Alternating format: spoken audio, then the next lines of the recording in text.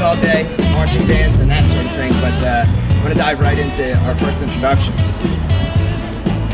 I'm introducing each one of these speakers with a lot of pride. I'm proud of everyone that's going to be here today. The first person I want to bring up is Larken Rose. Larken Rose, if you don't know him, he's a self-proclaimed enemy of the state. He's a tax heretic, the author of 3 books, and his most latest book, The Iron Web, got great reviews within the freedom movement. And has anybody seen America, Freedom to Fascism? Good. Put together by our late filmmaker Aaron Russo, who also made Trading Places, by the way. Made a movie called Freedom to Fascism, and it features our next speaker, Larken Rose. Give a round of applause to Larken Rose.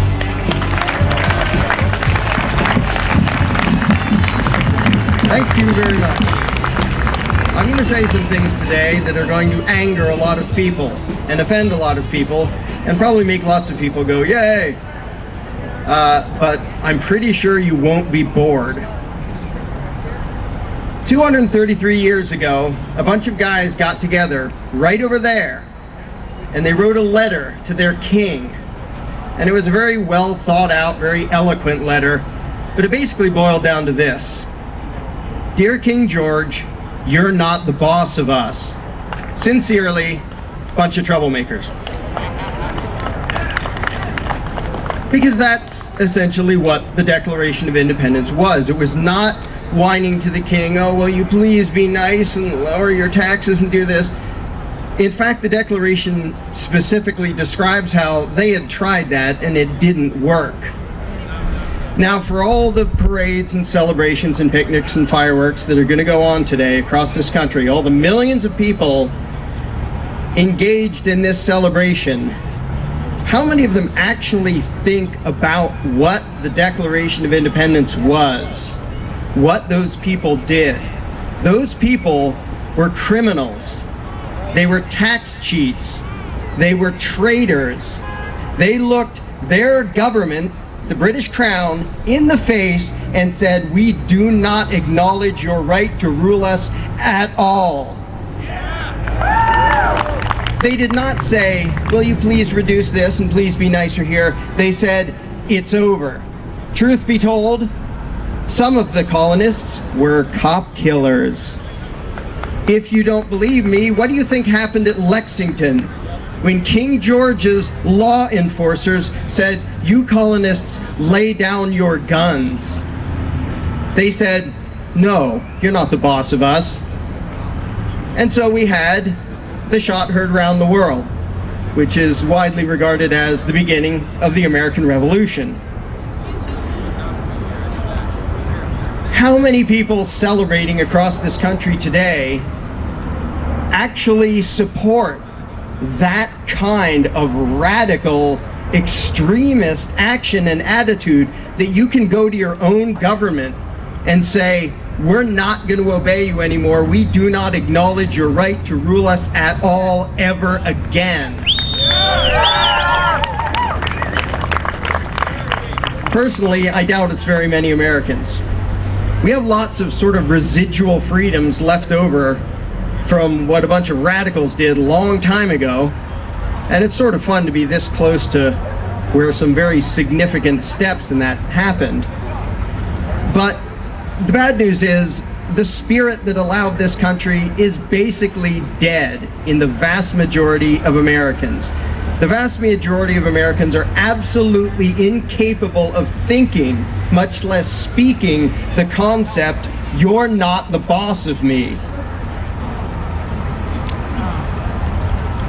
Now, when we look back, it's easy for us to cheer, hooray for the rebels, and we know how it turned out. We know they won. We know the revolution was successful and King George got his butt kicked. So we can say yay, yay, hooray.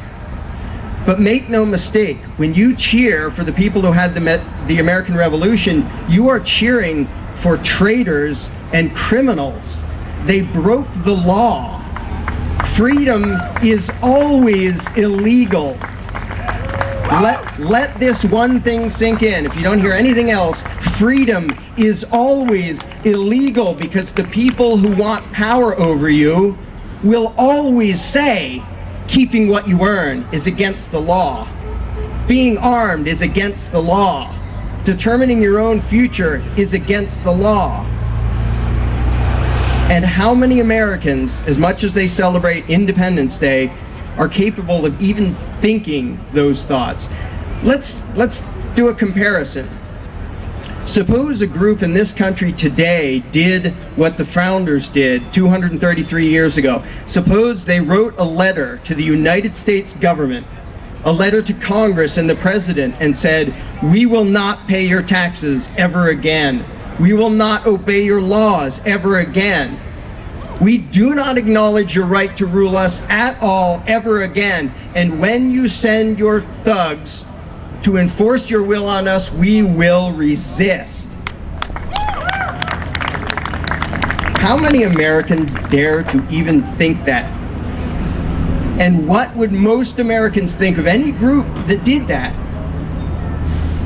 Horrible criminals and traitors and fringe lunatics, and we can't have that.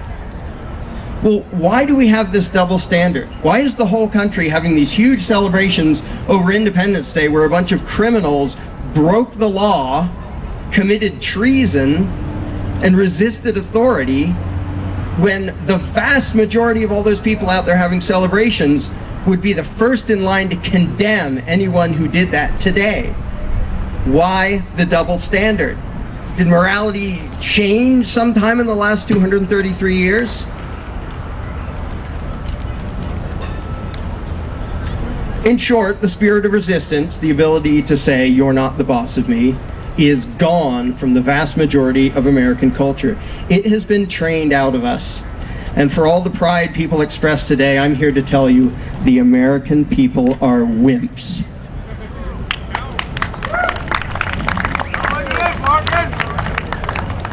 And why is that? It's not just bad luck. It's not a coincidence. For years and years and years, the churches, the schools, the media, the government, society in general has taught us one rule above all else.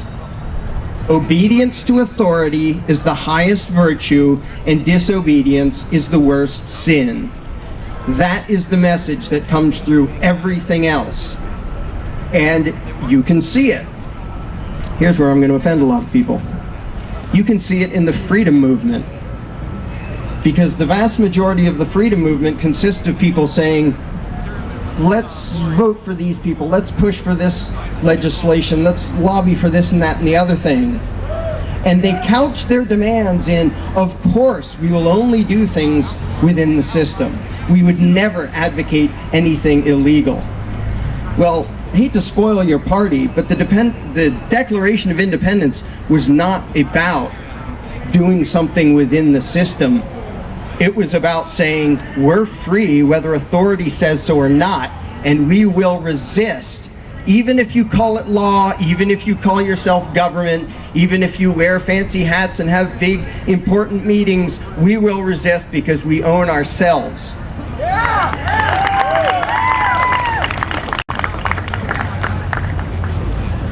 So how many people advocate that now? Patrick Henry, Thomas Paine, where are they in the mainstream? They're not there. There's a few fringe wackos like me and a bunch of people I see here. But these people that get revered all across the country as being these great heroes of the American Revolution, the people who cheer for them do not believe what those men believed in. They believed in something called unalienable rights. That means you have a right to do something. If the law says you can't do it, you still have the right to do it. If the government says you can't do it, you still have the right to do it. Unalienable means nothing anyone in the world can do takes away your right to do that. Now they can infringe on that right, which they do on a regular basis. They can stomp on you and they can hurt you and they can punish you, but it will never be legitimate. And nobody should ever bow. Sorry, I hear thunder here. It's fake thunder, don't worry. that nobody should ever bow to someone who says, well, no, we had these elections and these processes and this and that and the other thing. Now I have the right to infringe on this and that and the other thing. Nothing gives them the right. That's what unalienable means. But Americans, by and large, do not believe that. Now, some people, every once in a while, will say, well, it was really oppressive back in 1776, and we're just not quite to that point yet.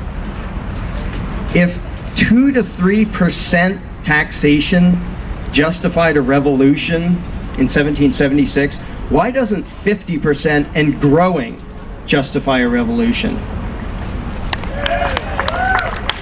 If a few little excise taxes on pieces of paper and tea justified open lawlessness from these rebels that we're all celebrating, why don't the myriad of incomprehensible, unavoidable, crushing taxes, state, local, and federal, why don't they justify a revolution today?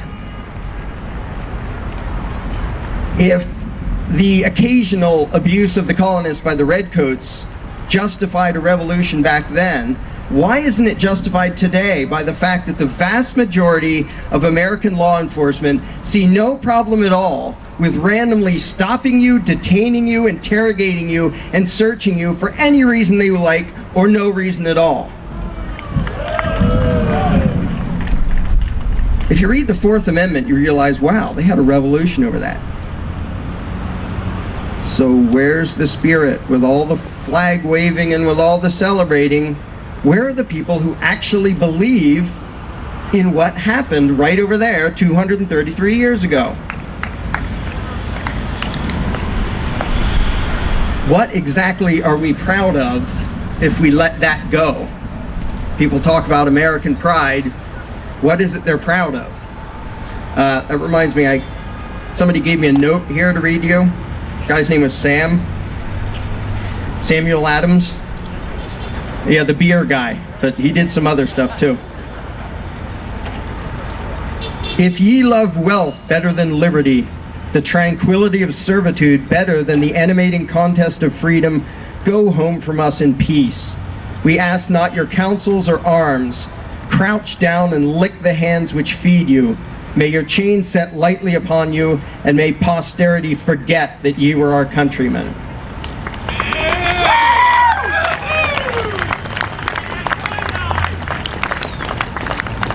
So what happened? Why did this nation lose its ability to say, you're not the boss of me? Even among people who say we're the most ardent supporters of freedom, if you say, are you willing to break the law? They say, no, no, no, I would never do that.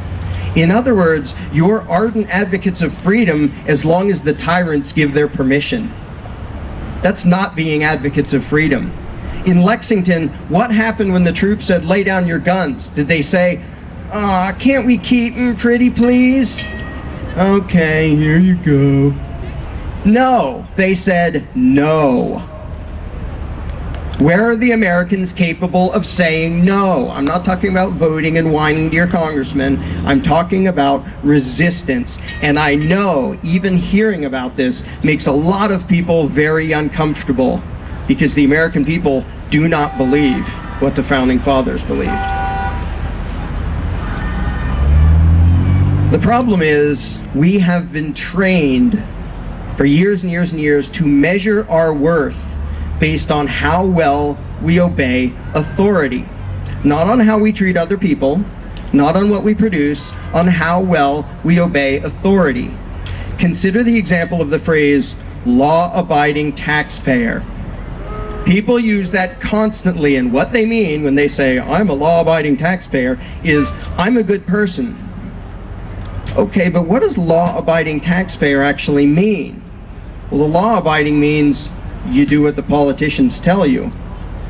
Now, as much as we revere the law, and we talk about those nasty lawbreakers and those great law-abiding citizens, and we talk as if the law is some proclamation from on high, we know who writes them. They're a bunch of liars and crooks. Does anybody not know that the politicians are a bunch of liars and crooks? So why is it that when they say you have to do this, you're not allowed to do that, we call it law and we bow to it like it came down from on high? It's the commands of crooks, but we have been trained to view it as the measure of whether we are good people. Let's consider a few examples. Nazi Germany. Nazi Germany had a whole lot of law-abiding taxpayers who went along with the agenda of the Third Reich and who funded it. Were they the good guys? Nope. The good guys in Nazi Germany were the criminals. The people who said, what you're doing is illegal. I will disobey your laws and I will not pay your taxes. Same thing under Stalin. Mao, Pol Pot, Castro, you can go right down the list. It's a really long list. The good people were not the people who were law-abiding taxpayers. The good people were the people who said, I am not going to help those people wearing the label of government to oppress and injure and murder my fellow man. If they call that law, I am proud to be a criminal.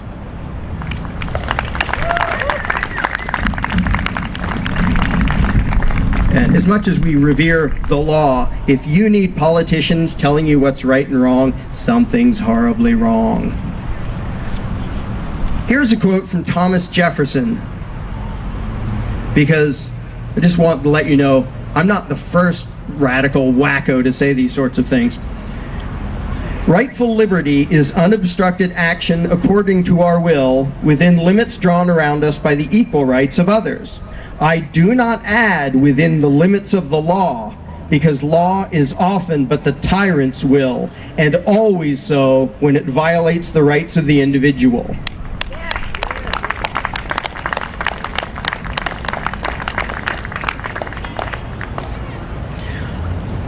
So what about right here? We can look at lots of other times, lots of other places and say, hooray for the people who broke the law.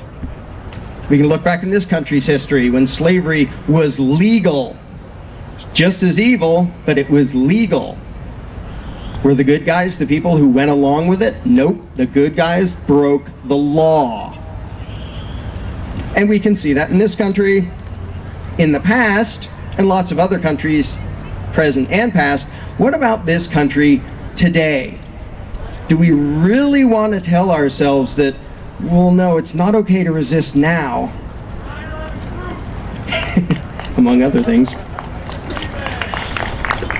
When people feel this moral obligation to obey the law, and they speak it as if it's some proclamation from on high, what exactly is your moral obligation to work really hard so you can give thousands of dollars to Obama so he can give them to international bankers? Yeah. Where is the moral obligation? Nowhere. Where is the moral obligation to fund whatever war any politician happens to say, hey, I bet if I do that it'll help my image? Why do we believe we have a moral obligation to obey whatever they call law? Here's a radical thought. You have a moral obligation to recognize and honor the rights of every individual on the planet, no matter what the law says. And do we all feel a moral obligation to finance the police state we see growing up all over the place? Trouble is, we've forgotten a very important secret. And the founders, a bunch of them referenced it, but even they didn't seem to fully grasp it. Here it is. I have to say it quietly. It's a secret. You own yourself. Oh, you've heard that secret? And this country. You own yourself. Now, when I say that to almost anybody, they say, well, of course I do. And the country. Are you sure you think that? Yeah, of course I do. Of course I own myself. So you own your time and effort. Yeah. So what you produce with your time and effort, no one has the right to take that from you by force without your consent, right? Oh, of course not. What if they call it taxes? Oh, that's different. No, it's not. It is not different. If you own yourself, someone calling himself government, someone calling his demands laws and taxes or anything else, it is still theft. And there are some radical wackos in history like Frederick Bastiat who did a great job of explaining that obvious truth, a truth that is completely lost on the vast majority of Americans. And I could go down the list for ages, which I'm not going to do. If you own yourself, would you have to pay rent for the property you already bought? No. What if it's called property taxes? If you own yourself, doesn't that imply, and if you have the right to life, liberty, and property, they changed the last one to happiness because it sounded more poetic. Initially, it was going to be life, liberty, and property, because property is essential to freedom. If I can't make something and own it myself, then what good is my time worth to me if it doesn't belong to me? So back when it was called life, liberty, and property, if you have the right to those things, doesn't that sort of imply you have the right to defend those things against all aggressors? What if the aggressors say, well, we're government and this is law?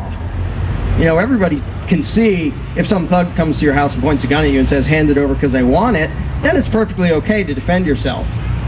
But if they call it government and they call it law and they call it taxes, suddenly everyone's perception drastically changes. Suddenly the guy who produced it, who says, wait, I produced this, I want to keep it, he's the evil, nasty, greedy criminal. And the thug pointing a gun at him to say, nope, sorry, goes to the politicians, he's the noble law enforcer. When did our perception of reality get so messed up?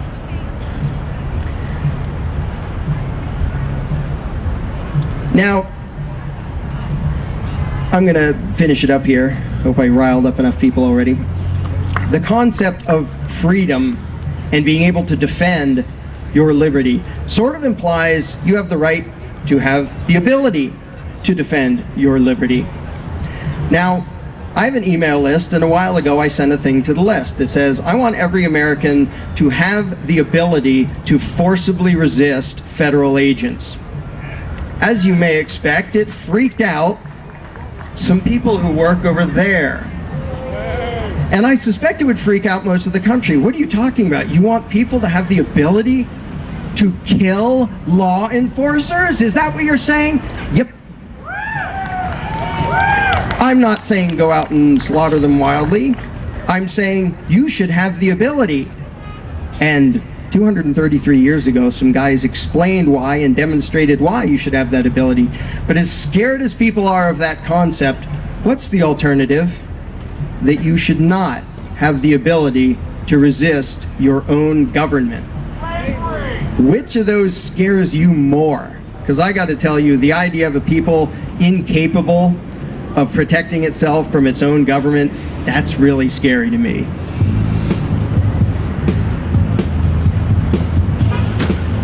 You have one obligation as human beings, and it goes directly against almost everything you've been taught in school and in society and in the media and everywhere else. Your obligation is to judge right and wrong for yourselves and to act accordingly.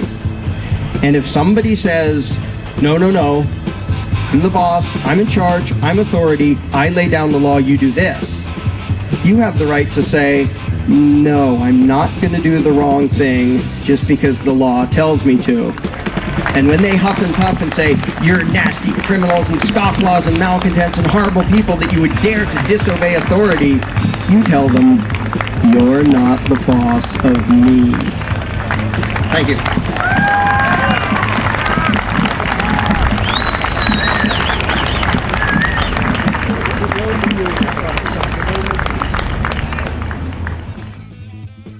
If this speech got your attention and you're ready for more ideas you won't hear in the mainstream media, grab a copy of Larken Rose's new novel, The Iron Web. The Iron Web is a gripping adventure story that you won't want to put down, but it's also likely to shake up some of your favorite assumptions and longest-held beliefs. Many books entertain people. The Iron Web is the kind of book that changes people. Do you dare to read it?